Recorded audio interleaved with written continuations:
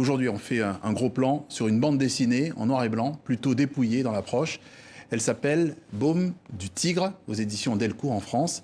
Lucie Kemener est avec nous. Bonjour. Bonjour. Vous êtes l'autrice, la scénariste, la dessinatrice de cette œuvre, Baume du Tigre donc. Le titre fait référence à cette crème traditionnelle asiatique. Mais concrètement, de quoi parle cette bande dessinée ?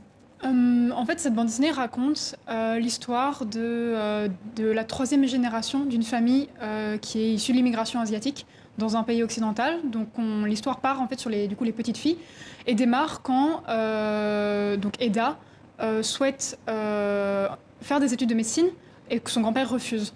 Et du coup, ça va entraîner un conflit dans lequel elle entraînera ses sœurs. Et elles vont du coup s'opposer comme ça un peu aux attentes familiales et parentales. Alors, Baume du Tigre, le titre n'est pas choisi par hasard, c'est un remède qui est parfois interdit dans certains pays. Est-ce qu'au fond, c'est ce que vous racontez, cet entre-deux cultures, où c'est interdit d'un côté et pas de l'autre ?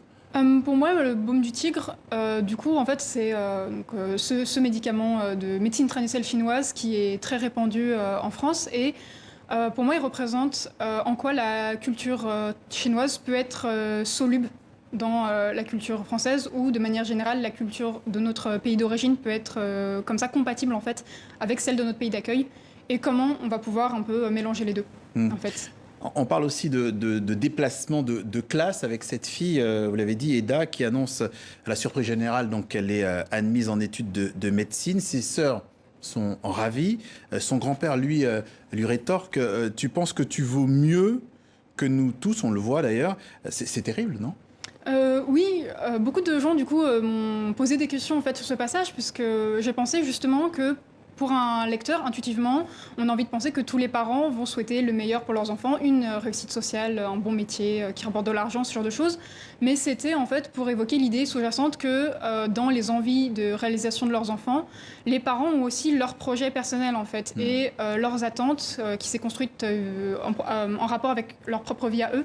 Et que tout n'est pas si simple et que aussi pour une famille d'immigrés, ça peut être assez difficile finalement de voir en fait l'évolution du coup en termes de classe de ces enfants, de ces petits enfants et on peut se sentir un peu dépassé par ça.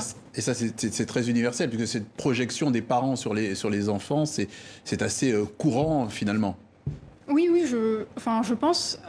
J'espérais parler du coup en parlant d'immigration que c'est excusez-moi, ce que je voulais dire, c'était que ça me semble encore plus en fait flagrant et édifiant de parler de ça en utilisant le thème de l'immigration, puisque c'est dans ce genre de situation qu'on va constater une différence culturelle en fait encore plus importante entre deux générations. C'est une différence pour moi qui existe même dans des familles qui ont vécu sur le même territoire, mais dans ce cas, ça me semble en fait encore plus important. Vous parliez de génération, la médecine, c'est le lien avec la grand-mère. Page 213, on la voit qui utilise ces ventouses médicinales censées faciliter la circulation sanguine. En fait, Eda va essayer de mêler ces deux médecines. C'est ça la solution, c'est prendre un peu de chaque génération, de chaque médecine. Oui, pour moi, en fait, ça peut être tout à fait une des solutions qui est en fait justement, en fait, plutôt que de forcément oublier et mettre à la trappe en fait du coup l'histoire de notre famille et aussi de la culture de cette famille, de en fait trouver chacun le moyen du coup de s'en emparer, de se l'approprier. Voilà. Donc ça peut passer par embrasser la médecine traditionnelle de ce pays ou raconter une BD sur écrire une BD sur cette culture.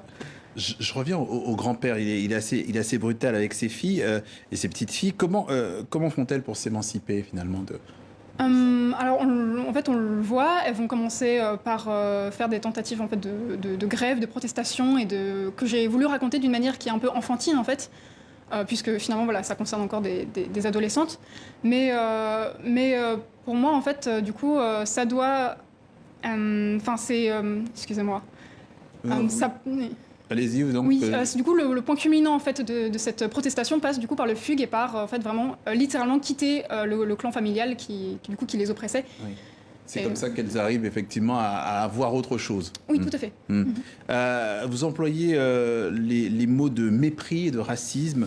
En quoi est-ce encore une réalité encore aujourd'hui difficile à endurer, notamment dans la communauté asiatique ?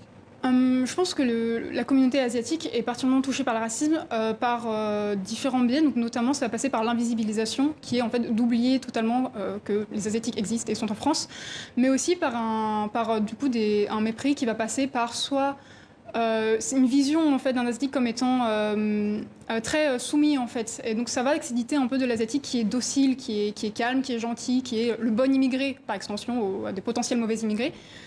Sauf qu'en fait, c'est une idée qui peut sembler positive, sauf qu'en fait, ça inclut voilà, d'un asiatique qui est soumis, qui est exploitable finalement, comme on le voit du coup quand j'évoque du coup la vie du grand-père. Ça va passer aussi, s'évoquer aussi par cette idée un peu d'une altérité, d'une ostracisation, comme l'asiatique qui est étrange, qui est étranger, qui est bizarre, qui mange des choses dégoûtantes. Et du coup, voilà, c'est des choses que j'ai évoquées aussi, donc notamment en parlant du restaurant familial. Merci Lucie Kawener. On rappelle donc cette bande dessinée Baume du Tigre aux éditions Delcourt en France. Elle a été récompensée notamment du prix France Culture BD des étudiants. Merci d'être passé par le journal Merci. de TV5.